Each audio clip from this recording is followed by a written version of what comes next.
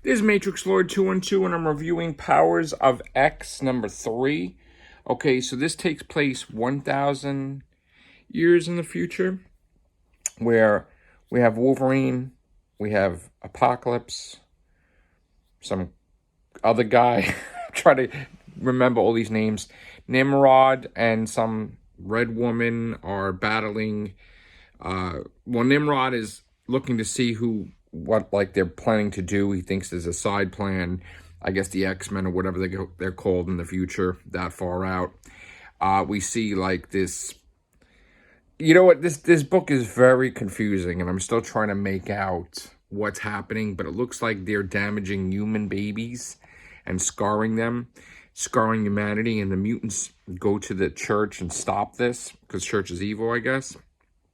And Nimrod and his main right-hand woman or whatever, she leaves him alone. She goes to battle the mutants, which one of them looks like a Nightcrawler descendant or something. I don't know. But anyway, then you got Zorn, I think his name is. He has a singularity that if it opens, I don't know, something happens like a black hole or something.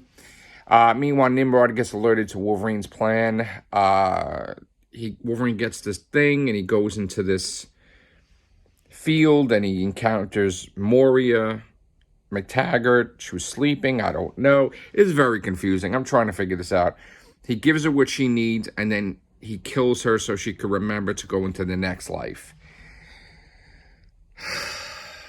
I guess Apocalypse gets killed.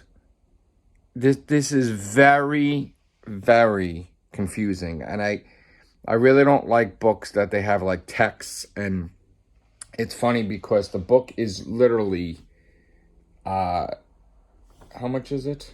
They don't even tell you on the cover. Oh yeah, $4.99. So it's $5 book, and most of the pages are wasted with references and stuff like that. And who the hell reads that half the times to try to explain things to you? If you have to explain things and references, then it's just boring and it's not worth the time.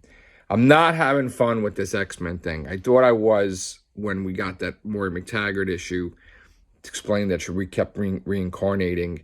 But this is like homework. This is like work. And while the covers are amazing and the art is nice, the story is all over the place. And it's really hard to follow. And again, this is why I'm probably not going to get... Yeah, I know the X-Men books usually are a little confusing, a little different things happening, and even I don't know what the hell is going on half the times, but now for real, I have no clue what's going on.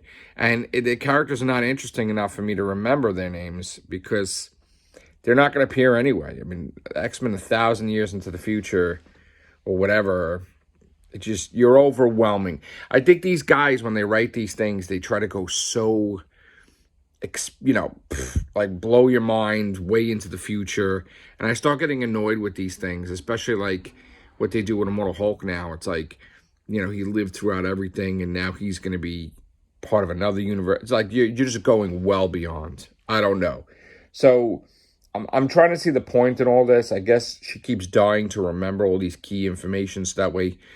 I think what's going to happen is when all these freaking X-Men books are done, it's like none of this shit happened because it's all from alternate realities leading into our X-Men reality. And then I think that's how they start X-Men #1. So all this stuff is really friggin' pointless. That's what I'm predicting.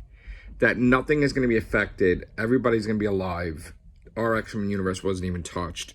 And it's just going to lead in all this information she gets from all these universes, going to lead in just to our universe. But again, we'll find out. I hope it's not that predictable. So... it wasn't bad. It's just like it's hard to follow. And we'll see. I'm not really thrilled with reviewing the rest of them, but I will. All right, thank you guys. Take care. Bye for now.